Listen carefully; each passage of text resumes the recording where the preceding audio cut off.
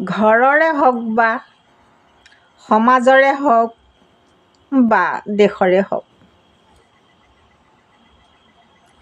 এজন মানুহ যেতিয়ালৈকে মনে মনে থাকিব, কোনো ধৰণৰ প্ৰতিবাদ নকৰিব, তেতিয়া সেই মানুহজনক ভাল বুলি কোৱা হয়। যেই প্ৰতিবাদ কৰিবলৈ ল'ব,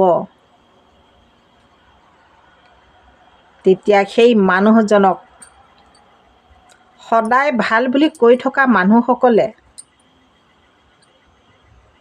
বেয়া বুলি ক'বলৈ আৰম্ভ কৰিব। তেওঁৰ দুখ খুচৰিবলৈ ল'ব, তেওঁৰ দুৰ্বল মুহূৰ্তৰ কথাবোৰ সোঁৱৰাই দিব। এই হৈছে মানুহ।